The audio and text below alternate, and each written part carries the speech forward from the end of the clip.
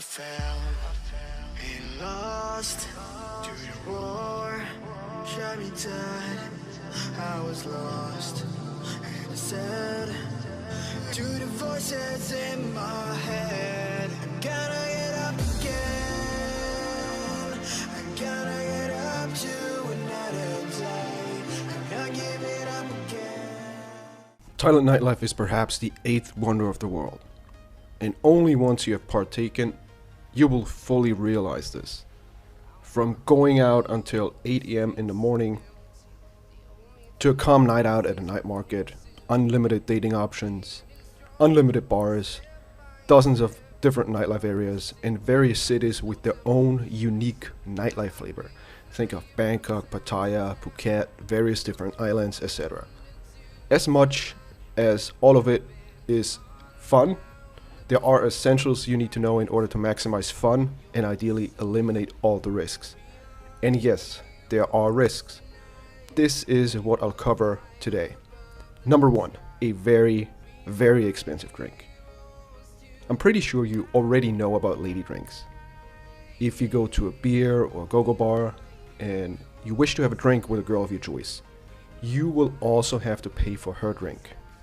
The drink for her will not be the standard price, but something like 180 or 250 Thai baht, something in that range. That much is well known, and given the setting, what you're paying for is usually worth the money. But here comes the warning.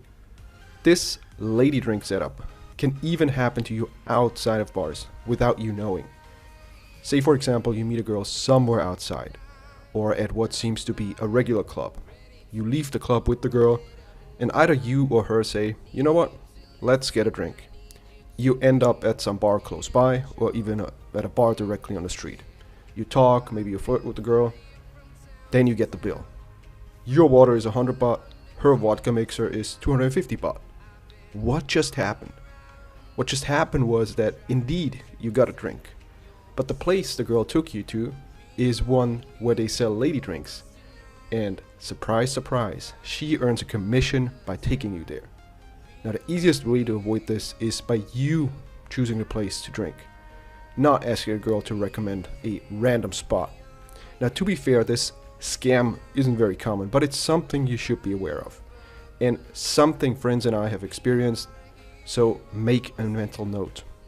Number two, innocent girl or professional. If you're the type of guy who likes to go out until early morning and regularly frequents after-hour clubs, you will encounter a wide range of girls. Now, most of these girls are normal girls just looking to party and, interested in meeting guys. Or are they perhaps not normal girls? The reality is that many of the girls at after-hour clubs are working girls, so they're either freelancers or they're full-time professionals. This can make things more complicated. One day you go with her for free, for whatever reason, right? She chooses not to ask you for money, and then the next time you go with her, she asks for money. One day you meet this girl for free, the next day you're surprised to see her go with another guy, and another guy, and another guy. Or let's say you go up to a hot girl, and you get rejected. Yet that same night you see her make out with a, let's say, 70-year-old guy. Yeah, and I've seen all these things. This is the reality of after-hour clubs. You will essentially see and experience things which at first sight make absolutely no sense. It's only once you realize that these are fun hot girls, but not of the innocent type, that things start to make sense. These after-hour places are fun, but if you want to experience normal girls, you should go to other places. For example, Bangkok RCA, Route 66 in Bangkok would be a good option. Koh San Road is also an option, but keep in mind that I've seen those after-hour girls also go there. So it's a mix of normal girls and working girls. Now, don't get me wrong, after-hour clubs are great, especially if you don't want to party all night and all you really want is pick up a girl. You go there before closing time, you seal the deal, that's it. Just something to be aware of. Number three, entrance fee not worth it? Probably. This last rule or warning is not set in stone. You would think a club entrance fee attracts a different audience compared to, let's say, a venue that has free entrance. And I think that might be the case in Western countries, but in my experience, it's not the case in Thailand. In fact, many of the girls who go to expensive clubs with entrance fee also go to free entrance after our clubs afterwards. So oftentimes it's not worth paying the entrance fee unless you want to check out the club.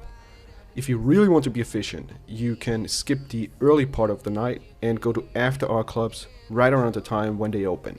So you can go in, you get the stamp, and then you can do whatever you want, walk around, walk in and out, but you never have to pay the cover fee. Now, some clubs have free entrance when they open, but late in the night you need to pay either an entrance fee and or you need to buy a drink. Again, if you want to party all night, then spending that money is perfectly fine and totally worth it. If you simply want to take a girl home, then I would recommend you focus on the later part of the night. Essentially going to after hour clubs, around 2 a.m. You might not even have to spend an hour there to find a girl.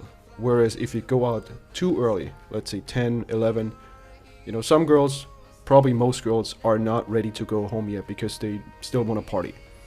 So what would such an efficient night out look like? Let's say you get drinks at home and you start drinking maybe after midnight. And when you feel like you're in the right state of mind and you've had enough, you head out to the nightlife venue, to the nightlife area, let's say around 1 a.m. And then you can get another drink there, either inside or outside. Outside is usually cheaper. And after 2 a.m. is usually when the golden period, the golden time starts. The girls are ready to go home. You spend 30 minutes, perhaps an hour, in the club, roaming around, walking around, talking to different girls, even outside of the club. And there's a high chance you'll come across a girl you like and who likes you very quickly. You take her elsewhere or home directly. Done, efficient, inexpensive. And number 4, Thailand strategy videos.